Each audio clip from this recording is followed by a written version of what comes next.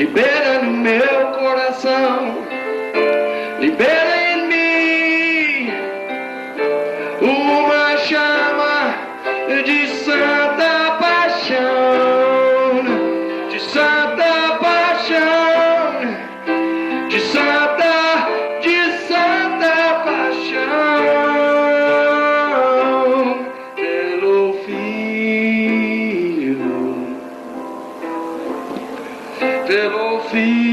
de Deus, pelo Filho de Deus,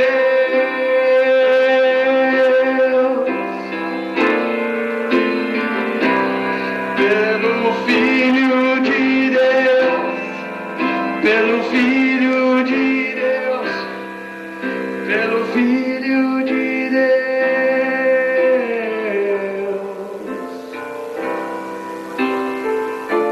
Seja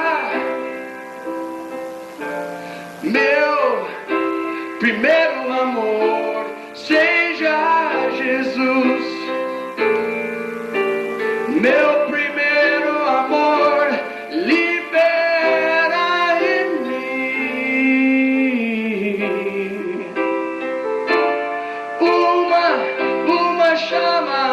uma chama do primeiro amor, uma chama de santa paixão, santa paixão,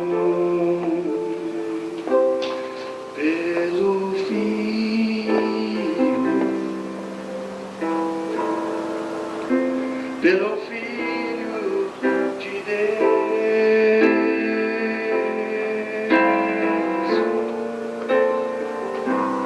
uma santa paixão pelo Filho, santa paixão pelo Filho de Deus, pelo Filho de Deus.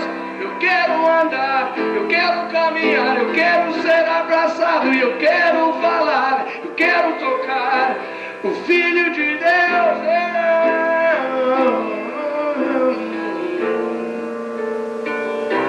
Eu quero esticar minha mão e tocar em ti. Eu quero esticar minha mão, Senhor, e te alcançar, te alcançar, te alcançar, pelo Filho de Deus. É tudo que nós precisamos. Precisamos do Filho de Deus. Nós não precisamos de teorias, nós não precisamos de mais doutrina, embora é boa. O Filho, o Filho, o Filho, o Filho, o Filho de Deus.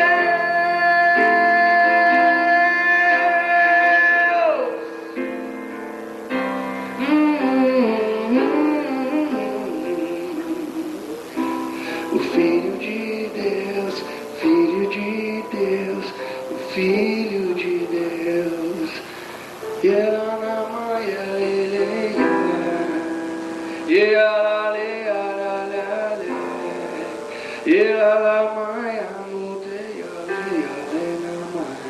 Levanta suas mãos.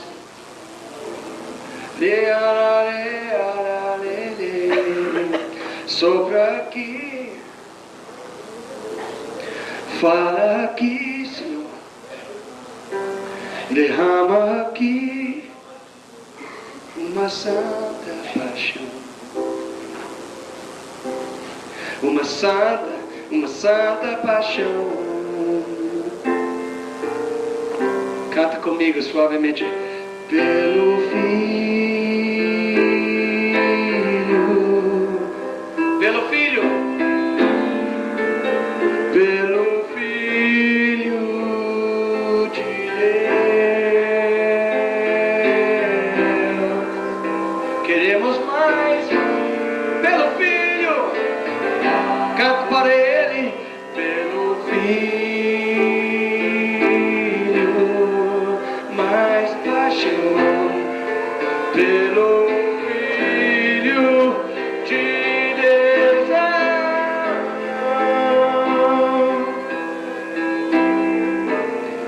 para Ele mais amor, mais primeiro amor pelo Filho,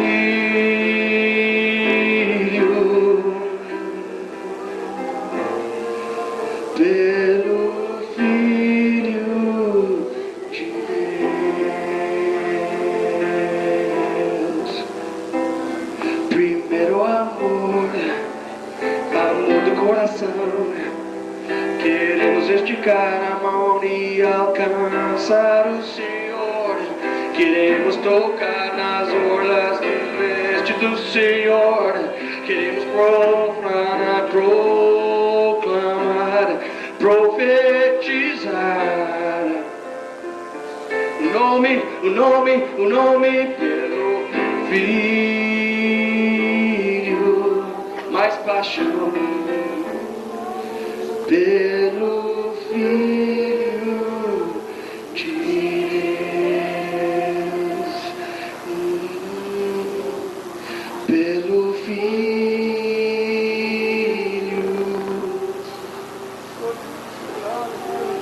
pelo Filho de Deus. Mais uma vez, mais uma vez, mais uma vez, pelo Filho,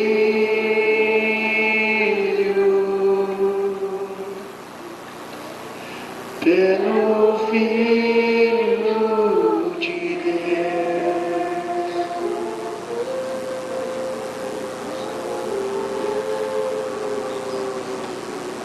Yeah. E sopra, Senhor, Espírito, flui aqui e passa em cima de nós aqui, Senhor. Yeah. Yeah. E fala fortemente, e fala profundamente, porque ninguém pode nos tocar como o Senhor, como o Senhor.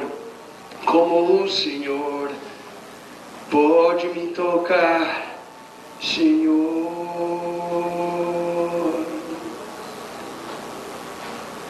Em teu nome, Jesus. Amém. Deus está levantando uma geração do Jacó. Salmo 24:6, geração do Jacó é a geração que busca a face do Deus de Jacó. Uns estão descrevendo essa geração de Benjamim. Gênesis 43:34, quando ele sentou na mesa do José lá no Egito, José deu a ele 5 vezes as porções que os irmãos, os patriarcas receberam. Inclusive em versículo 2 de 44 do Gênesis, ele recebeu a cálice de prata do rei. Geração de Benjamim. Outros dizem que nós somos a geração de Davi. A geração de Davi é a geração davídica que ela vai a ser totalmente dedicada à adoração. Eles vão sentir exatamente como Davi sentiu quando ele falou em 1 de Crônicas 17:2, ele falou: eu estou vivendo no palácio do rei, mas a arca da aliança está debaixo da lona, e isso não é bom. A Bíblia fala no Salmo 32:1-5 que essa geração de Davi, geração ministério davídico que está sendo levantado, vai ser exatamente assim: eu não vou fechar meus olhos, eu não vou descansar, eu não vou deitar na minha cama e pegar um profundo sono, até que eu ache, versículo 5 de Salmo 132, um lugar para o Senhor. E também fala que nós somos a geração de Josué. Deuteronômio 31, versículo 3, que fala: possuirás a terra. Qual terra? A terra prometida. Qual terra? A terra que emana mel e flui leite. Emana leite e flui mel. Mel é espanhol.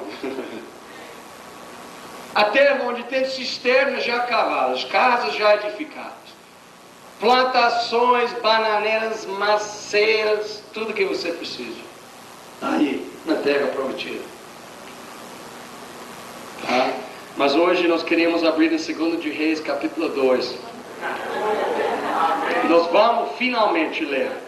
Não sei porque Deus guardou 2 de Reis. Na minha opinião, é a mais quente no Velho Testamento para mim, pessoalmente. À medida que eu estou falando nesta manhã, você vai entender que essa porção significa talvez muito mais para mim que para você. Não estou falando que eu sou melhor, mas é muita história aqui.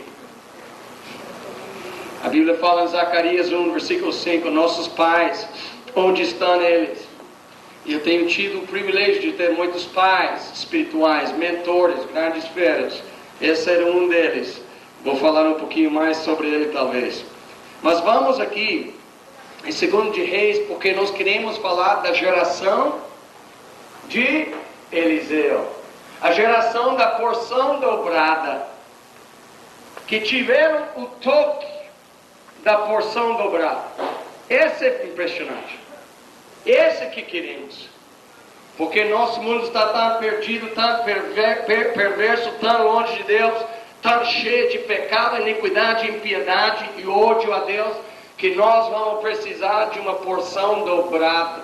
Daquele espírito da herança, porção dobrada, daquele espírito que repousava sobre o profeta Elias.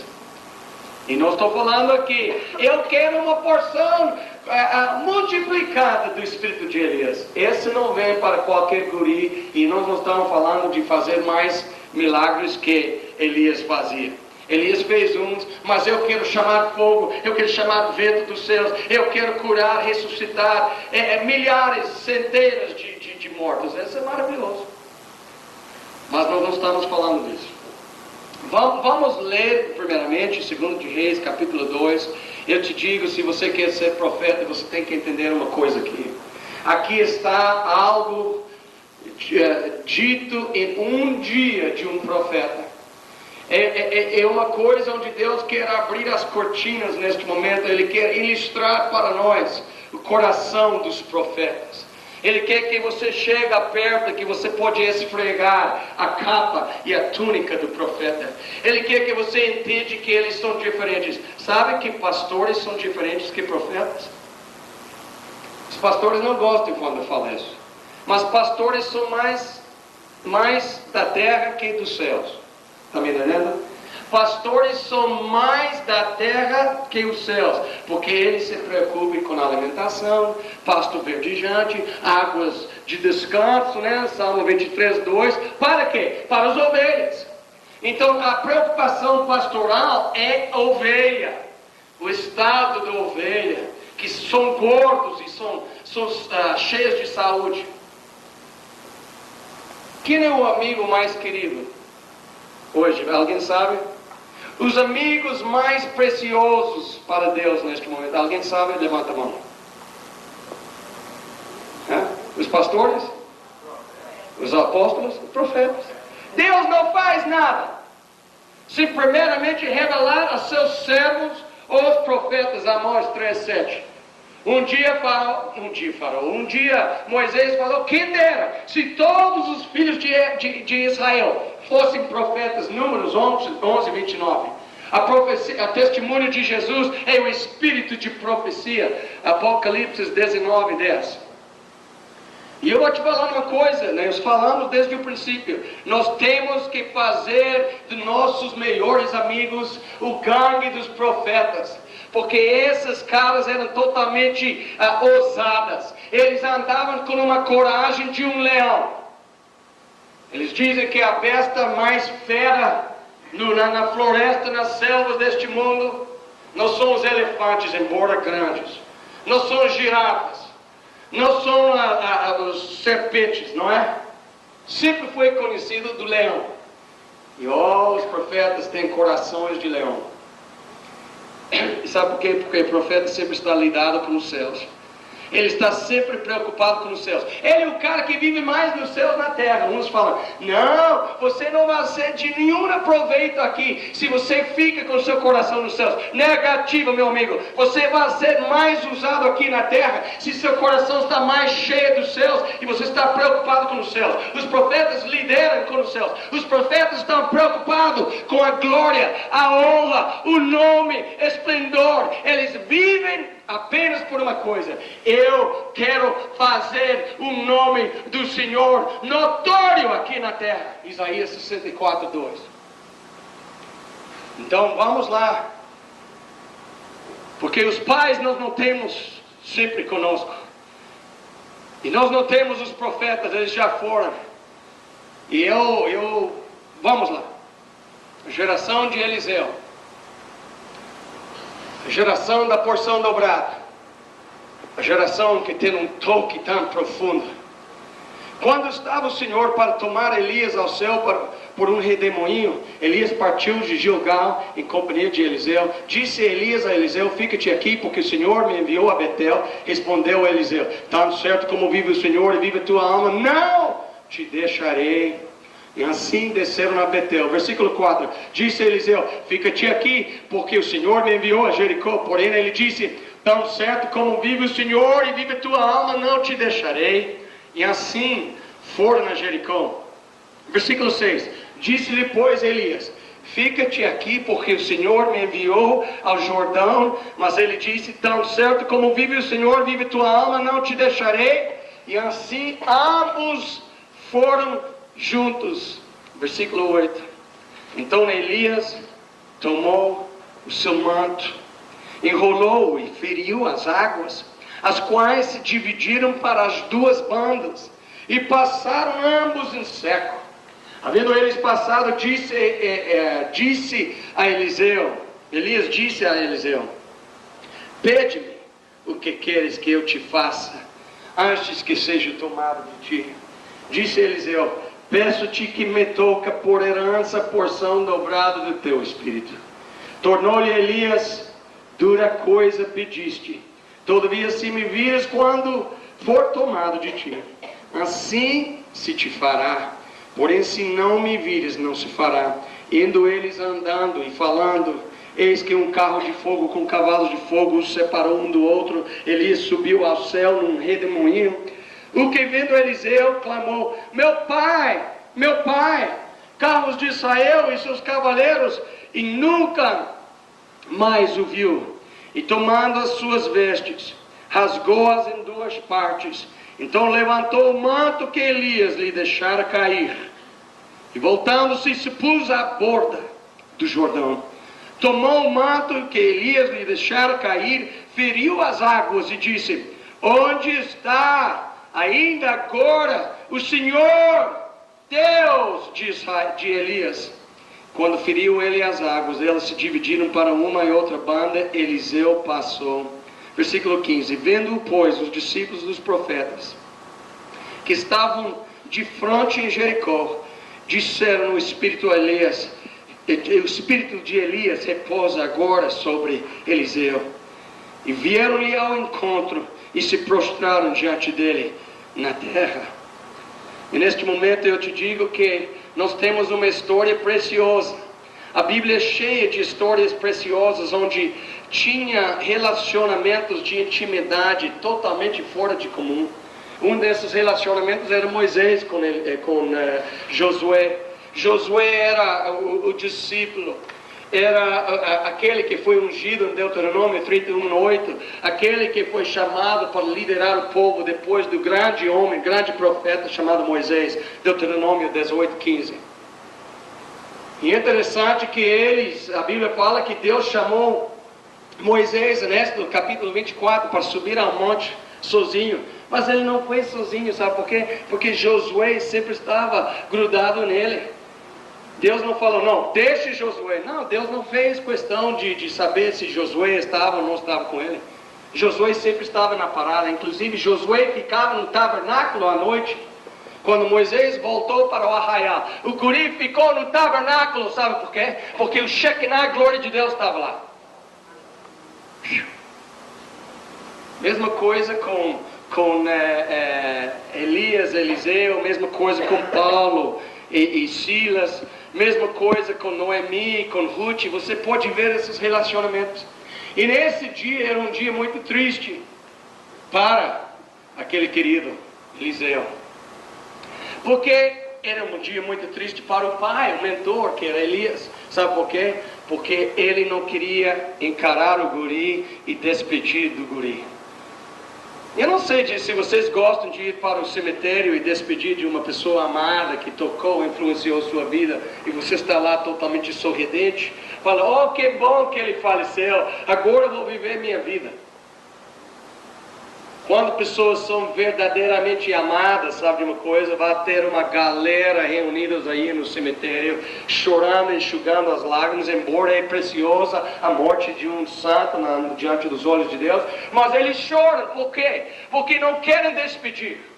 É natural, é normal. Eu te digo, Elias era solitário. Era um profeta sozinho. Você pode achar ele em 2 de Reis, capítulo 1, versículo 10, em cima de uma montanha, um peludo, vestido esquisito, sozinho. Ele sempre foi sozinho.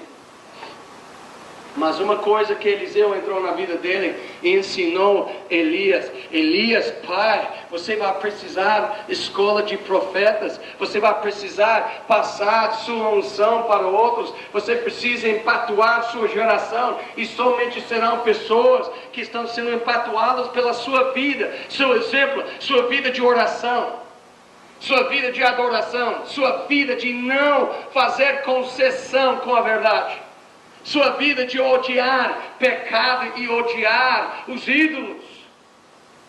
Então é interessante que, e nesse dia, ali estava neles.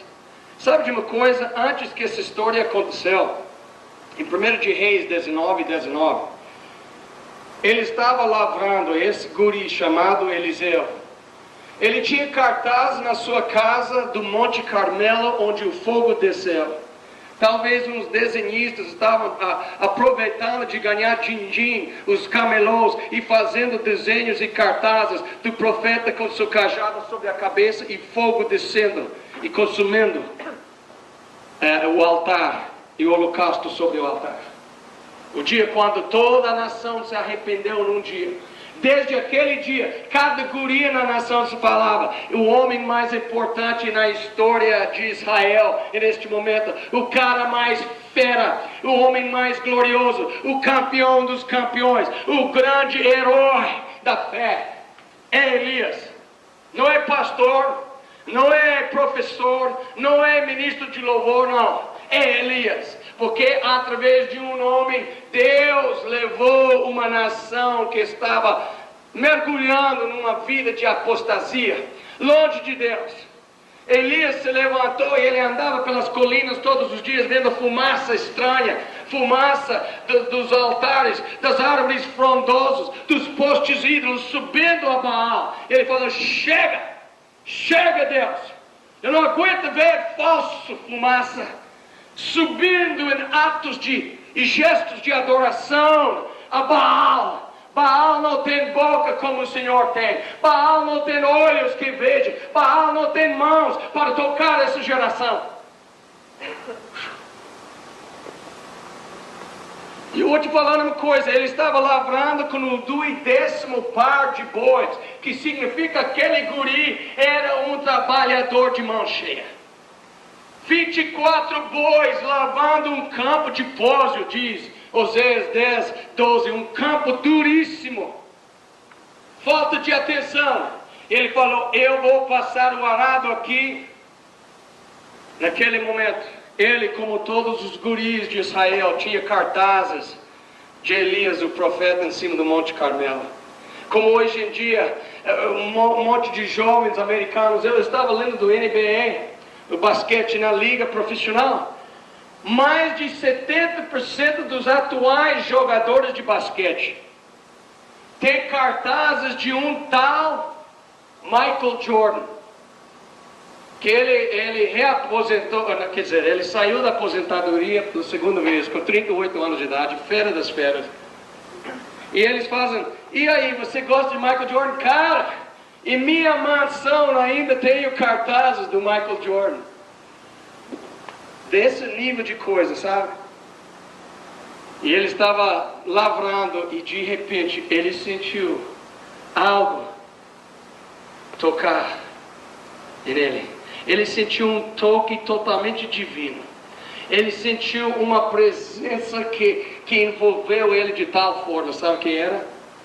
Era uma humilde capa de couro, desgastado, uma capa, um manto do profeta Elias, que ele lançou em cima. A Bíblia fala que ele abandonou tudo, matou e imolou todos os bois, ele fez um churrasco, despediu, beijou os pais e correu atrás do profeta. 1 de Reis 19, 21. Para o servir, para engraxar as sandálias do profeta, para fazer uma refeição de gafanhotos salgados com um pouquinho de mel. Entendeu? E a Bíblia fala em 2 de Reis, capítulo 3, versículo 11, que ele era conhecido como aquele servo de Elias que deitava água sobre as mãos. E passou um par de anos, talvez 7, 10 anos, que ele andava servindo. Ele andava deitando, derramando sua vida em prol do grande Elias. Sabe quem? Você precisa, como esse querido Eliseu. Por isso Deus fala que a nova geração vai ser uma geração de Eliseu, que fala, não Deus, eu não quero olhar para Elias e falar, olha, ele é grande, mas eu quero olhar e falar, Elias, aquilo que você tem e que eu quero. E é interessante que nós temos que anelar e desejar o toque de Deus sobre nossas vidas mais que qualquer outra coisa. E desde que ele sentiu a primeira vez a capa do profeta tocando nos ombros, ele não podia esquecer. Ele era estragado, ele era uma laranja estragada o resto da vida. Ele sentiu o toque de Deus, não tinha retorno. Ele queimou todos os pontes atrás. Ele não podia voltar à vida, trabalhar num banco, trabalhar num posto de gasolina, meu amigo. Ele falou, minha vida é dele, o resto dos meus dias são de Deus. Eu quero ser uma voz profética para a minha geração. É muito precioso isso, o toque de Deus. E sabe, neste momento, antes de falar um pouquinho sobre o capítulo, o grande milagre de Elias não foi esses milagres. Eu vou retirar. O grande milagre de Elias não foi os grandes milagres e as palavras fervorosas que ele pregou e profetizou sobre Israel. O grande milagre de Elias era seu filho amado, Eliseu. Nós podemos aprender muito com Eliseu. E Eliseu curou leprosos, dividiu as águas, multiplicava o pão, alimentou muitos homens. Ele parou exércitos que não podiam derrotar um profeta sozinho. E sabe uma coisa? Mas Eliseu ia viver na fazenda de seu pai e ficaria aí para sempre lavrando com os bois, se não fosse a intervenção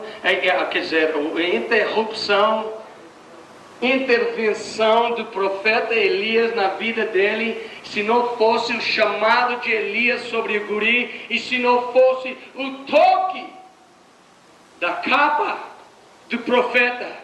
Como eu falei ontem, quando você é tocado, meu amigo, você fala, olha, todo o resto é lixo, é esterco, é refúgio. Paulo falava 3 vezes sobre a sublimidade do conhecimento de Deus. Ele falou,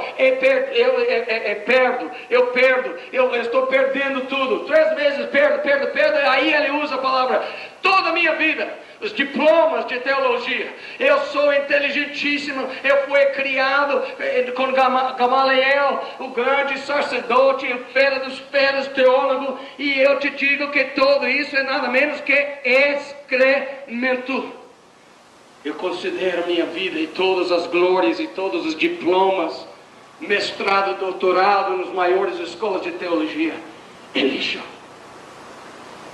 Por quê? Porque Paulo teve uma experiência no caminho de Damasco, cara. Ele viu. Ele não podia ser mais. Ele ficou cego 3 dias, mas na verdade Paulo ficou cego o resto da vida. Mesma coisa com Eliseu. O cara ficou cego. A maioria dos rapazes queriam casar com mulheres. Sabe o que ele queria? Ele queria casar com o maior profeta do dia, Elias. Ele queria casar, ele queria andar, ele queria identificar, ele queria estar do lado do maior homem, pessoa mais importante na história. Eliseu ia viver de qualquer jeito, do mesmo jeito, se ele não tivesse recebido uma porção dobrada da unção. E sabe quando ele estava pedindo: peço-te que me toque por porção dobrada do Espírito que repousa sobre você? Não estava querendo, eu quero fazer 2 vezes mais os milagres. Você só fez 14, eu vou fazer 28. Ele fez exatamente 28. Mas ele nunca chamou fogo dos céus, como Elias. Elias era um profeta de fogo, extremamente quente. Mas ele recebeu uma porção de tanto fogo que Eliseu, quando ele foi enterrado, em 2 de Reis 13:21, os moabitas, bandidos, entravam no cemitério para roubar. Cara, tem que ser desesperado um ladrão que entra no cemitério para roubar. Cara, que povo burro! Não é verdade? Ladrão tem que entrar no banco, tem que entrar no bairro chique, né? Não anda pela favela, eu quero roubar na favela. O que você vai achar? Que é isso? E aquela banda dos moabitas, perversos, perdido povo da terra de Moabe, que era um tanque de água, considerado. Moabe era uma tanque de água da mulher que lava o tanque de água, lavando roupa. Que grande herança. Por isso, Ruth queria cair fora do Moabe, ela era moabita. Ela queria ir para Belém, Efrata, que era a casa do pão, onde existe pão fresco para comer, para alimentar. Deixe-me sair desse tanque de água suja. Os moabitas entravam aí para roubar no cemitério. Grande coisa que você vai achar. Eu quero roubar. Chegaram aí com suas pistolas, né, 38, seus punhais. Vamos a roubar aqui. O que você vai achar no cemitério? Infelizmente, eles acharam uns indivíduos que estavam enterrando na mata. E aqueles israelitas sentiram medo dos moabitas, falaram: esses caras estão aqui bandidos. Pegavam no cadáver do amigo e falaram: cai fora! Imagina, esse não é um jeito de enterrar um amigo.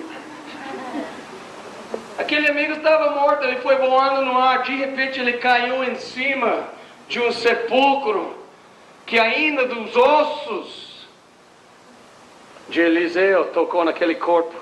Sabe o que? Era o dia quando o cemitério se converteu, era o dia quando os moabitas converteram do seu pecado. Porque aquele cara que estava morto, quando ele tocou, esfriou o osso do Eliseu, o cara pulou e falou: eu sou, Senhor, eu vou te servir o resto da minha vida, eu não vou aprontar mais, eu vou parar com cachaça, eu vou ser um bom marido, eu vou ser dizimista na igreja. Os moabitas estavam lá dizendo, né, tirando as moedinhas que eles tinham roubado, 1 centavo, 2 centavos. Não, Deus, eu tenho visto. Sabe por quê? Sabe por quê? Eliseu era tão ungido, meu amigo. Quando seus ossos estavam no sepulcro, pessoas chegavam perto, cara, e começou a aquecer.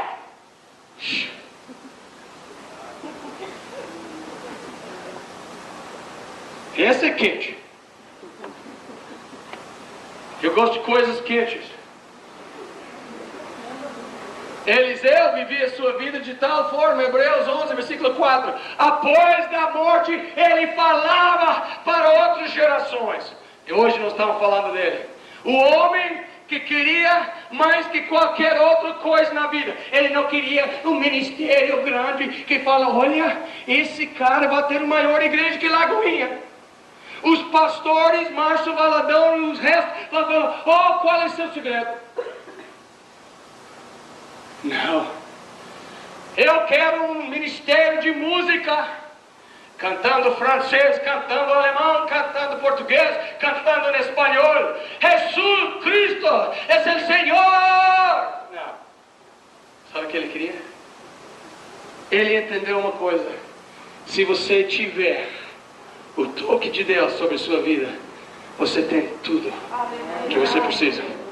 Por isso é tão importante. O problema de muitos que estão querendo pregar e entrar nos púlpitos, sabe o que é? São homens mortos pregando para ossos secos na congregação.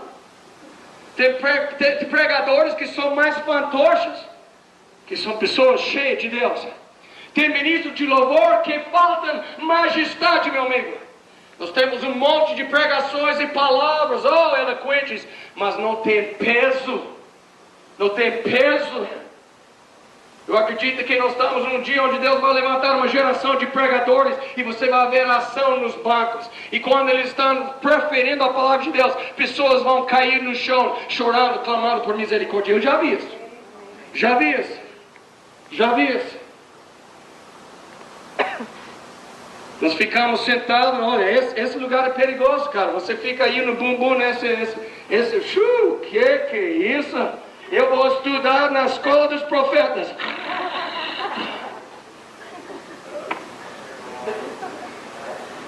É difícil, cara. Que é isso? Moleza, rapaz. Aqui é, primeiro mundo.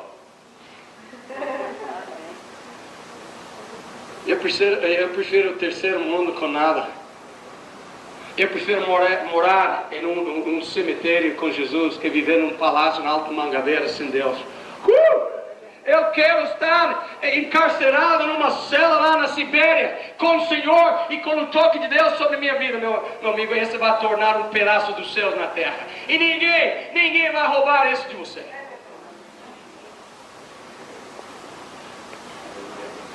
E quando ele pediu, peço-te que me toque por herança, porção dobrada do teu espírito. Sabe o que ele estava dizendo? Deuteronômio 21, 17, segundo de Crônicos 21, 3, ele estava falando da unção do primogênito, a herança do primogênito. Você teve um pai que teve 5 filhos, não é? E quando esse pai estava prestes a partir, sabia que tinha poucos dias de vida, ele deixava o testamento dele. E nesse testamento para 4 filhos ele dividiu a sua herança em 5 porções. Caçula recebeu uma porção, o terceiro filho uma porção, o segundo filho, uma porção. O primeiro filho, o primogênito, recebeu 2 porções. E sabe o que ele estava querendo? Ele estava querendo ser o amado dos amados dos amados. Eu quero ser o homem mais perto do seu coração. Eu não quero ser um cara sentado aí, não. Um dia eu comecei a orar assim: Senhor, eu quero te amar mais que qualquer outro ser humano na minha geração. Cara, toma banho. Não estou tomando banho, não. Eu estou sério. Eu quero amar o Senhor mais que qualquer ser que vive. Por que não? Cara, você está... Não estou falando de dons e talentos, não estou falando. Eu quero amar meu Senhor como Maria Magdalena amava e lavava os pés com suas lágrimas. Eu quero amar o Senhor e Ele aparece primeiramente a mim, antes que os pastores, antes que os outros por aí. Você fala, você está meio ousado. Olha, é isso que nós estamos falando, ousadia. Nós estamos falando, o que você quer? E é interessante que nós não vamos ter tempo, porque esse sermão é meio comprida. Uma mensagem que é uma mensagem da vida. Na verdade, nós não podemos pregar, nós não somos pregadores até que nós temos pregado pelo menos 20 anos. Uns falam, pastor, eu quero ser um pregador. Quer? Você tem mensagem? Quem gostaria de pregar todos os domingos à noite? Márcio Valadão liga, domingo de manhã. Eu não estou afim de pregar hoje. Você gostaria de pregar na Lagoinha? Todos os domingos, o resto do ano 2002, 2001? Deixe-me orar, Márcio Valadão. Você acha que a maioria dos pastores... Deixe-me orar, eu só faço aquilo que Deus quer. Que nada, o cara estava... Pregando... sim! Sabe uma coisa? Quem gostaria de pregar nos maiores púlpitos? Quem gostaria de pregar na igrejinha de 1 milhão lá do pastor Davi Yong Cho? Levanta a mão. Vai ser difícil ouvir você, porque eles oram tanto. 1 milhão de coreanos orando, meu Deus. E não é aquela oração, oh Deus, abençoa o pastor hoje, não. Oh Deus, Ele está com arroz e açúcar. Nós queremos. E sabe uma coisa, você fala para o jovem, eu quero pregar. Você tem mensagem? Quando você tem mensagem, meu amigo, você vai ter muitos lugares para pregar. Eu sou um excelente pregador fora das 4 paredes. Não dá para traduzir isso em inglês. I'm outstanding, maravilhoso pregador fora das 4 paredes. Na rua.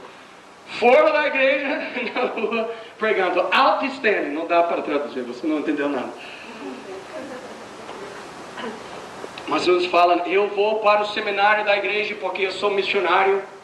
E eu quero o sustento da igreja, uns 10 mil reais por mês. Aí eu vou arrancar no campo missionário. Com 10 mil reais. Sabe? Tem outros que compram um microfone e começam a pregar na rua e não fala para ninguém. Eu tenho um chamado para missões. Eu quero ser pastor, tu sabe. Não, eles compram o microfone. Pastor, onde está fulano? Está pregando na rua, cara. Está me entendendo? Seja um assim, por causa do toque de Deus. Eu me lembro que esse capítulo é muito precioso para mim. Nós não vamos falar do Gilgal e Betel e Jericó. Cada lugar onde eles paravam tinha escolas de profetas. A esperança, a glória da nação estava reunida nessas cidades. Essas cidades, eu não vou falar muito sobre isso, mas são cidades preciosas na história de Israel. Gilgal, só em breve, era um lugar onde Deus tirou o repróbrio de Egito das suas costas. Josué 5, versículo 9. Que Betel era um lugar chamado Casa do Senhor, onde Jacó teve um sono. Nesse sono viu um anjo subindo, descendo a escada para os céus. E quando ele acordou, ele falou em Gênesis 28, 16, 17: eu não sabia que Deus estava neste lugar. Este lugar é Betel, Casa do Senhor, porta dos céus. E aí eles chegaram a Jericó. Jericó, Josué 6, 5 a 25, aquele lugar onde eles começaram a experimentar os sinais, as maravilhas, as libertações divinas, a manifestação, o derramamento de Deus gloriosamente sobre suas vidas. Onde? Lá em Jericó. Quando os muros ruíram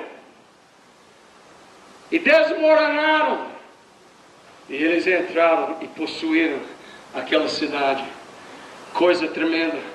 E finalmente o Rio Jordão.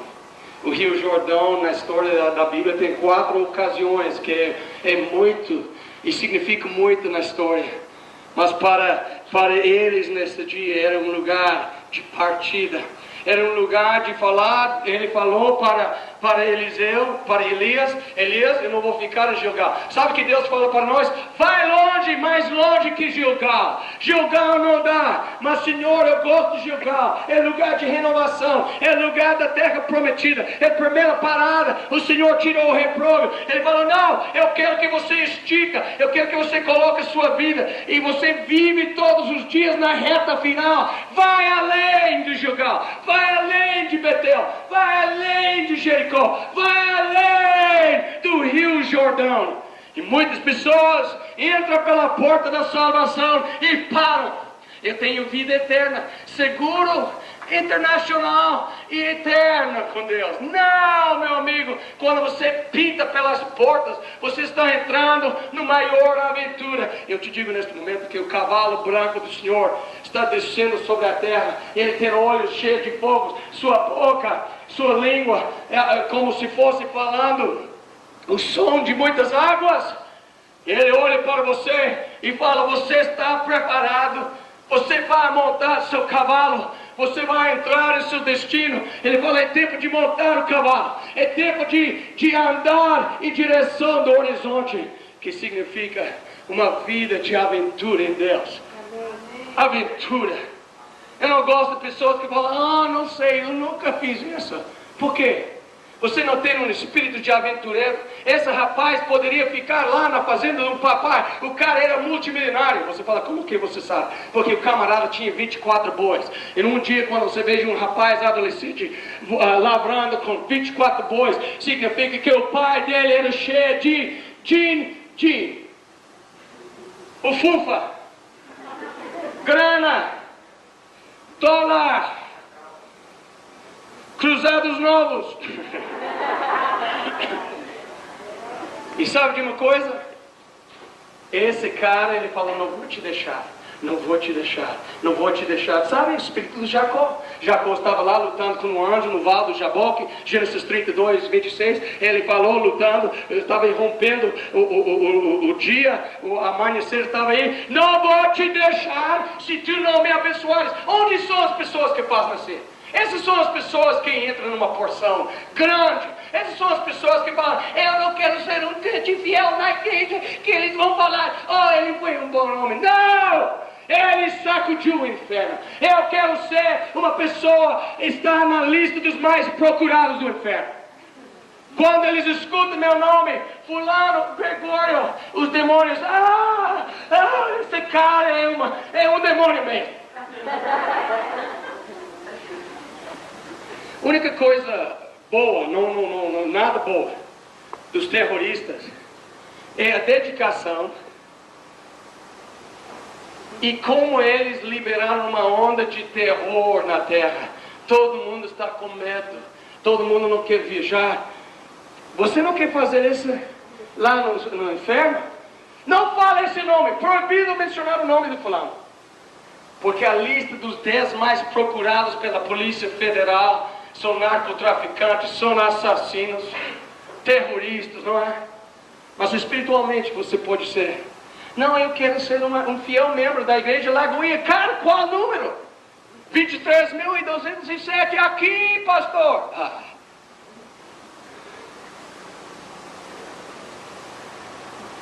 Eu conheci um cara que trabalhava conosco em Minas. Eu falei, qual era o seu nome? Era número 24.713. Eles não me chamavam de Jair. Meu nome não significava nada. Eu te digo que você é muito mais que um nome.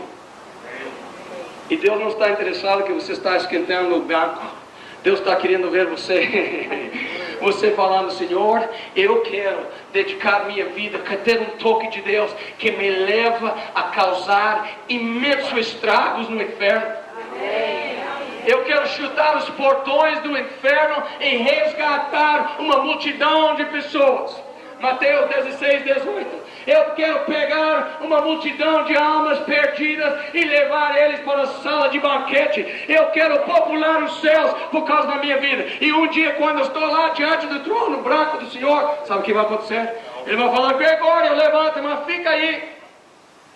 Ele me levanta, ele, de repente, brasileiros começam a desfilar, todo mundo apontando dela. Obrigado, Gregório, por causa da sua vida. Eu estou aqui, eu estou aqui, cara, eu estou aqui.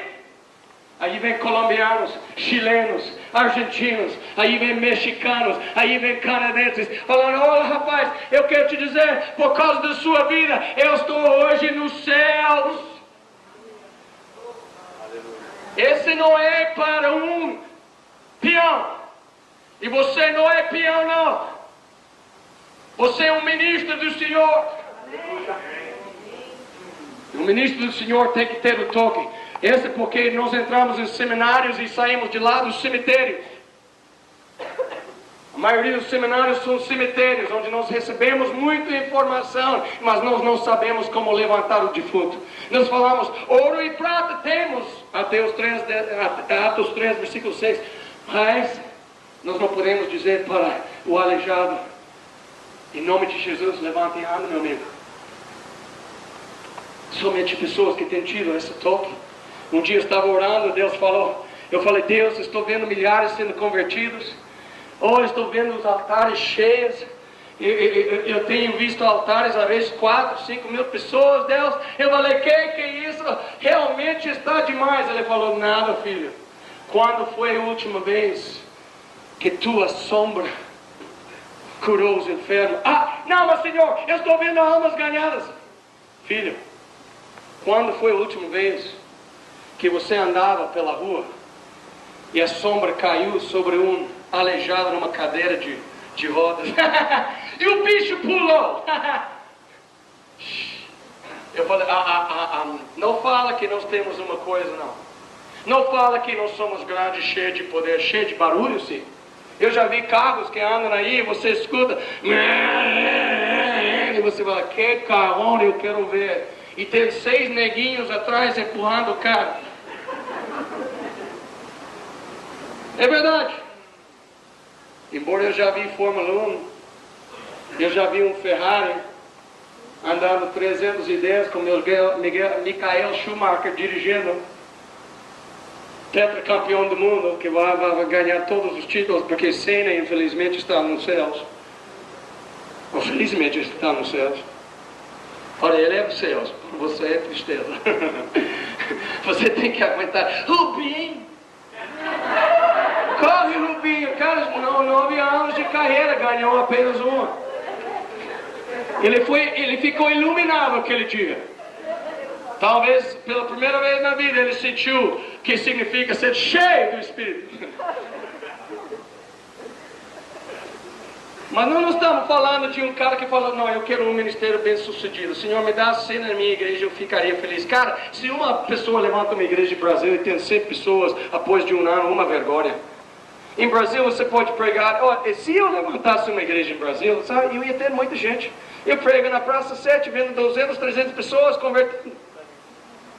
Aí você fala, eles falam, onde que é sua igreja? Não, minha igreja é no mundo inteiro, eu viajo a maior parte. Vai para a Lagoinha. Eu entro na Lagoinha, por incrível que pareça, o cara fala, você lembra de mim? Eu viajo todos os dias. Sim, eu lembro de você. De onde?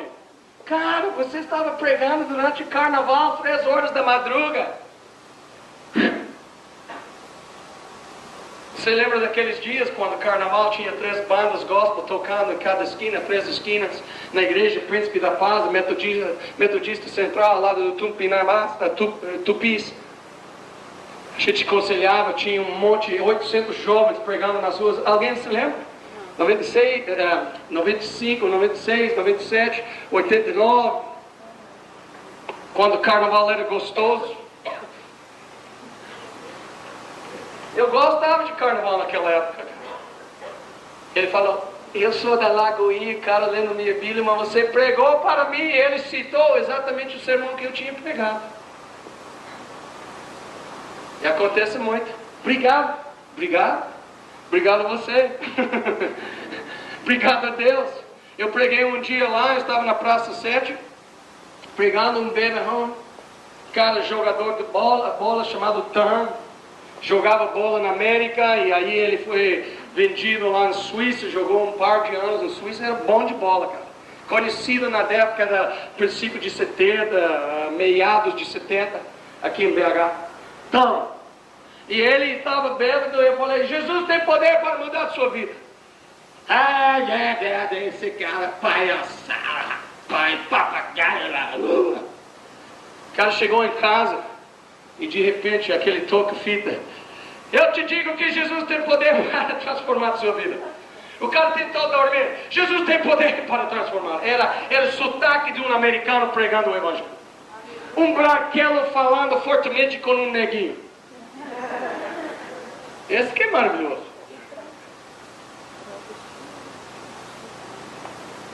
E ele se converteu. Sabe quem? Eu andava pelas livrarias do Belo Horizonte e todo mundo falava, tem um cara que está te procurando, Gregório. Ele anda em todas as livrarias. Você conhece um branquelo meio loiro que parece como Braddock, Texas Ranger, Chuck Norris?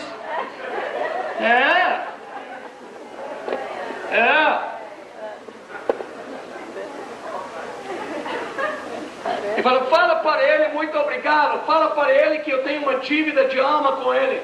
Porque eu estou na igreja. Eu estava na floresta naquela época. Floresta dá para quebrar um galho. Não é qualquer igreja, cara. É batista, né? Uma daquelas batistas.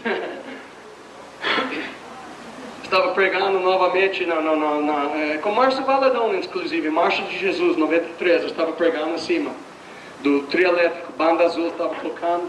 Eu preguei, um monte de pessoas se convertendo. Quando eu desci aí, eu nunca vou esquecer. Tom estava lá. Ele veio lá, cara, sorridente. Cara, finalmente eu te achei. E eu quero te dizer muito obrigado, Gregório. Sabe por quê? Porque hoje eu estou salvo. Hoje minha esposa é salva. Hoje meus filhos estão no berço do Evangelho. Hoje nós estamos aí. Ele olhou para mim e falou, e aí, mano? Ele queria me dar uma oferta, cara, de R$3. Não, cara, segura sua grana, rapaz. Ele queria, não, cara, o que é isso? Não, sabe por que, Gregório? Continua. Porque você está causando estragos no inferno.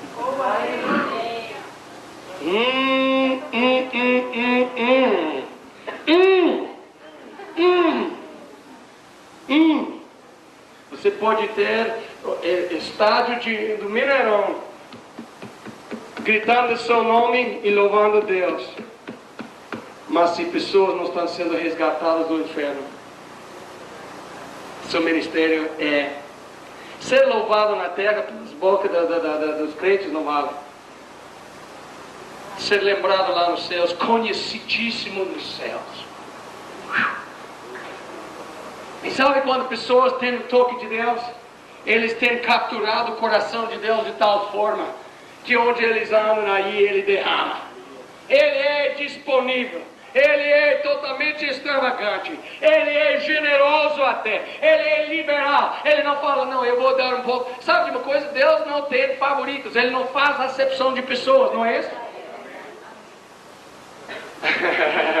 Crede se você quiser. Não, ele não tem favoritos. Atos 10, 34, 35. Mas eu te digo, tem uns que são amigos íntimos. Tem uns que estão aí com a única motivação, a única intenção da vida deles é de tocar, promover, declarar, espalhar o glorioso reino de Deus e não parar até que Jesus seja glorificado na terra. Por favor, não diga amém tanto, porque eu vou assustar aqui. Meu Deus!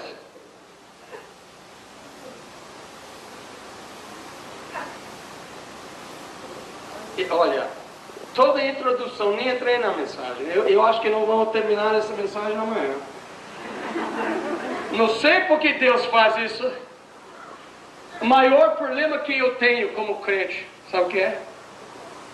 Deus, como que eu posso controlar os incríveis emoções que eu sinto por ti? Cara, eu sinto uma turbina dentro de mim. Às vezes meu coração é um vulcão. Sabe que tem um vulcão lá no México chamado Vulcão de São Gregório. E às vezes ela explode e desce essa lava vermelha, coisa quente, rio de lava vermelha, e começa a inundar as cidades. Todo mundo anda aí, os mexicanos dizendo, mire, eu tenho medo daquele vulcão aí. Esse vulcão de vez em quando está explodindo e sabe o que pasa? Que pasa que mi casa se queda debajo del río de la lava. Entendeu? Vai pro meio da lava. Não? Vai ser engolida pela lava. E eles andam aí tremendo. Cara, o vulcão São Gregório pode hoje, é lua cheia, cara. Mas sabe que nós vamos voltar para o versículo 9.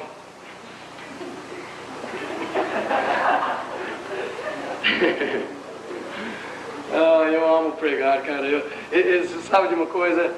Deus me chamou para pregar. Não, cara, você não prega nada, não. Tudo bem. Mas sabe uma coisa?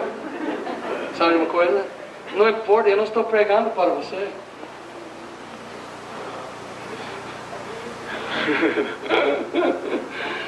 Eu estou pregando para... meu Pai está me ouvindo. Jesus está aí, todo ouvido. O Espírito Santo está aí. Estou pregando para essa audiência tão especial que eu quero comover eles. Eu quero ouvir ele como um pregador dos negros, quando o negão está quente pregando, ele chega lá, prega, prega, prega, prega, prega, meu irmão. Você sabe o que é quente? O Brasil não faz isso. Eu já vi negros na igreja que nem pulam, não dançam. Eu sabia quando o Espírito Santo estava pairando sobre a igreja americana dos negros, que eles não ficam aí. Louvado Deus. Não, que nada.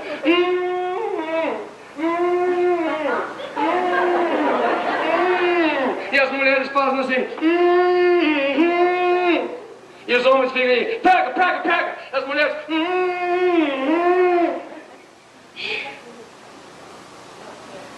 Eis que nós precisamos um batismo do Pentecoste, que te leva a sair da sua casa, descer do cenáculo,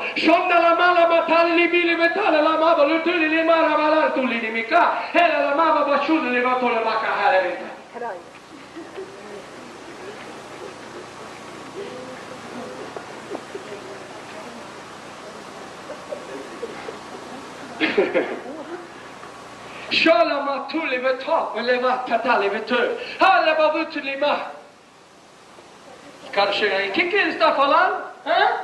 Aí de repente alguém fala, cara, ele está falando é árabe perfeito, magnificando o glorioso Salvador do mundo.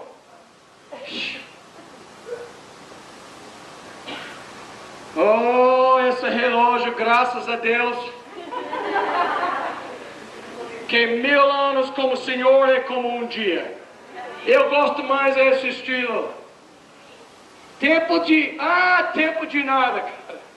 É tempo de ser tocado e esquecer do seu trabalho. Tem que pegar seu celular. Eu estou matando o serviço todo mês de dezembro, viu?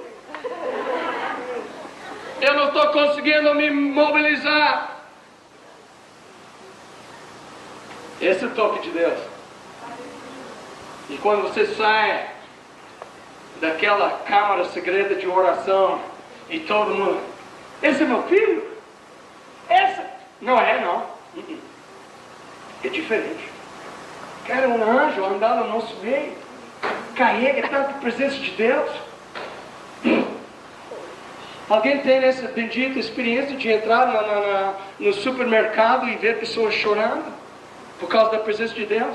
Você entra no salão de beleza ou a cabeleireria e aí você de repente vê o cabeleireiro encostado na parede chorando. A mulher que faz as unhas, né, chorando, todo mundo chorando. Esse é o toque de Deus. Eu me lembro um dia eu estava no Congonhas, aeroporto, esperando, eu estava cheio de Deus, viu? E eu ficava lá orando silenciosamente, toca essa sala de espera. Toca, Senhor, derrama aqui, cara. Eu fiquei encostado naquele vidro aí, em Congonhas, se você conhece. Tem um lado internacional, outro lado doméstico. De repente eu comecei a ver 5 pessoas sentadas na sala de espera.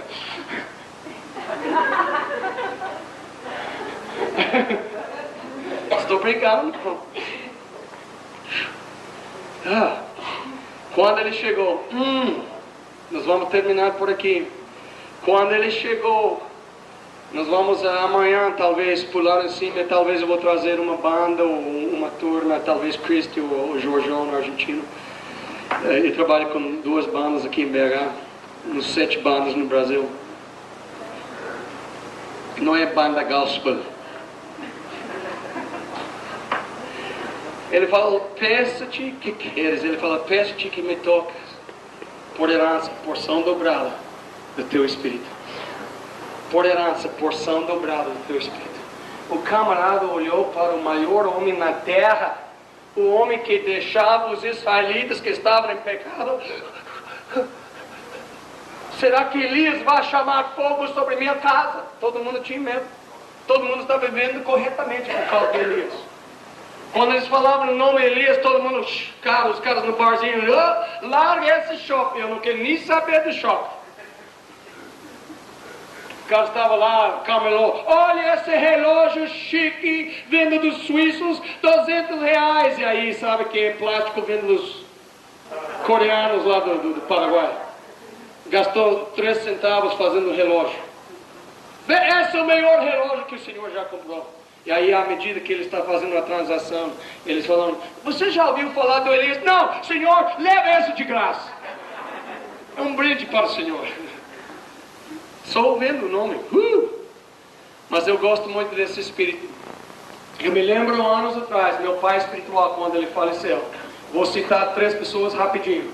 Alan Williams, um pai, um mentor espiritual. Eu estava em Jocum, num galpão, trabalhando com todos os guris, e esse inglês que nasceu na cidade dos Beatles, John Lennon, Paul McCartney, né? Ringo Starr, George Harrison. Quem lembra dos Beatles? Não, você não lembra, né? Eu lembro.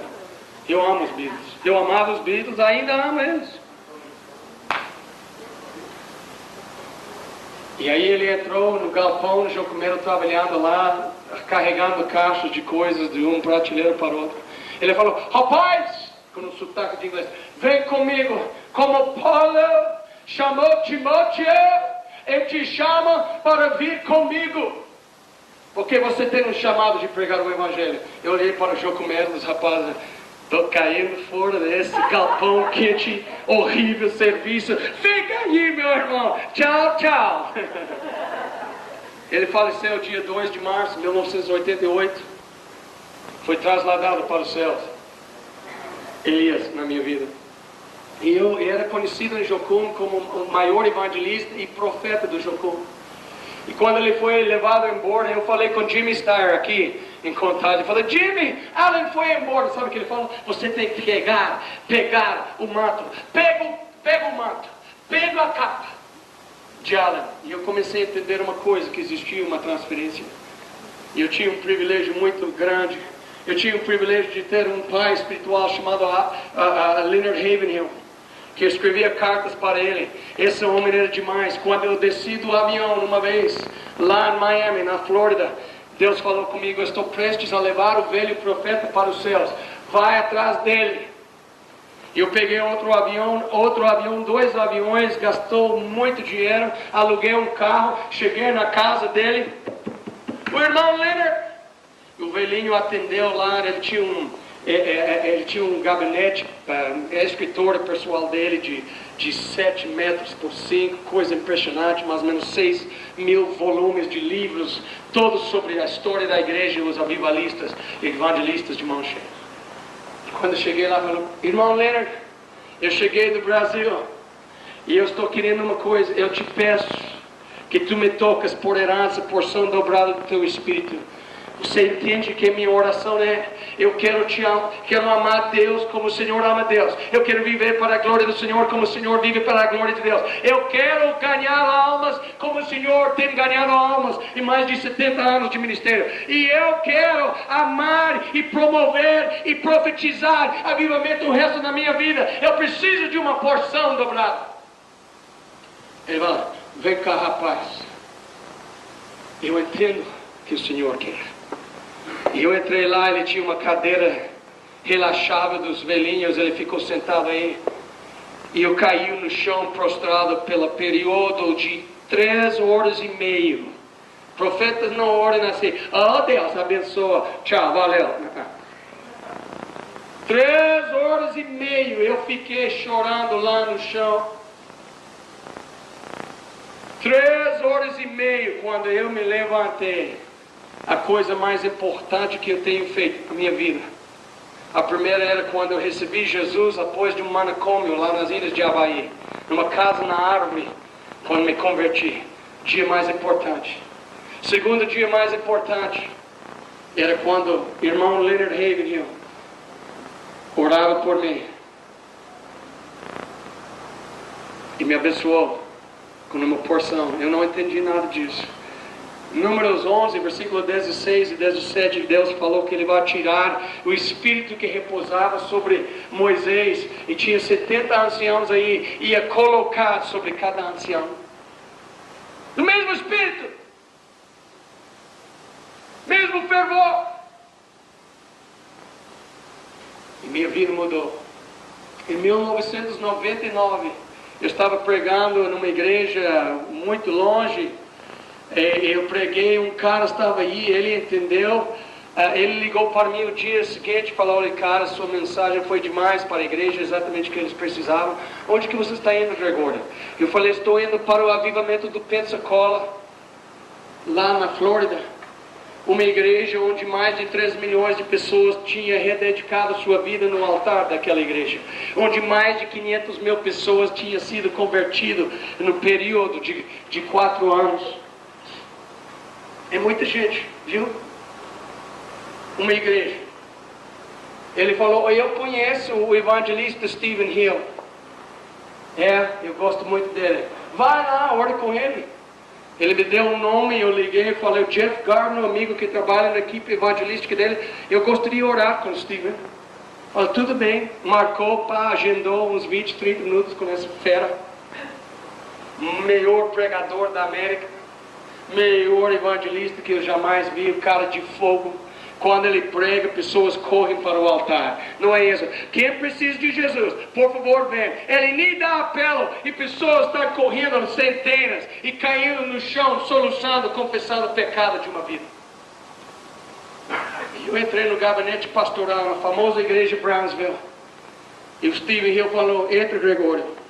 Eu estava aí com um nome milionário que me apoia, muitos anos, um nome chamado Sr. Anderson. Ele viajou de avião, nós entramos no hotel, 2 dias jejuando, buscando Deus e indo para as reuniões de avivamento.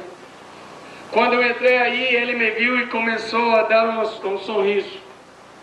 Ele falou: ai, ai, ai, eu estava chorando. Eu falei: cara, eu estou aqui, rapaz. Eu preciso ser tocado com uma porção dobrada do Espírito. Amor que você tem pela igreja, amor que você tem pelas almas, evangelismo, e amor que você tem por avivamento. Eu te peço que tu me tocas com uma oração daquelas. E ele começou a rir e depois ele começou a chorar. Stephen Hill, esse grande pregador, ele falou que você tem sobre sua vida é uma carga, um peso, um fardo de Deus pelas almas perdidas. E como Leonard Ravenhill, meu pai também dizia: não diminua o peso das almas perdidas, aumenta mais, ainda mais, ainda mais. E o cara orou por mim, viu? Eu fui voando no ar, eu caí no chão, queimando com fogo divino meus ossos. Minha vida mudou. Sabe por quê? Porque eu entendi, para querer e para receber e para anelar mais de Deus na sua vida, na minha vida, nós precisamos mobilizar, nós precisamos correr em direção de Deus, nós precisamos chegar e achar pessoas. Quando alguém está pregando, nós temos que correr para o altar. Eu me lembro do Randy Clark, que vocês conhecem, estava aqui, não é? Randy Clark estava lá no Oklahoma, a vivalista Rodney Howard Brown, talvez ele contou a história. Ele orou por Randy Clark, um pastor da igreja Vineyard, caiu no chão, sabe o que Randy Clark fez? Levantou mais 4 vezes, entrou na fila para receber mais uma oração, caiu de novo, levantou da 3ª vez, fingindo, colocando óculos, fingindo para que o evangelista não o conhecesse. Caiu. Levantou 5 vezes, meu amigo. Você falou: rolou uma coisa? Rolou. 1994 ele estava pregando sobre Pega o Fogo de Deus lá em Toronto, e de repente Deus começou a derramar uma renovação espiritual sobre Canadá. E desde então, centenas de milhares de pastores nos últimos 7 anos têm ido lá. Pastores que falam: eu não quero pregar mais, chega de crentes. Os caras entravam lá tocados por Deus. Ligava para a esposa: esposa, estou voltando. E quando o camarada levantou no púlpito para pregar, pastor, o fogo de Deus começava a cair. Existe uma transferência, existe uma sucessão espiritual, mas é somente para aqueles que olhem para os grandões, os grandalhões, e falam: eu quero pregar como Paulo pregava, eu quero adorar como Davi adorava, eu quero dançar como Davi dançava, Eu quero orar como Elias orava em fogo do céu. Eu quero uma vida de oração como Daniel, quando ele orava, ele fechava a boca dos leões na cova.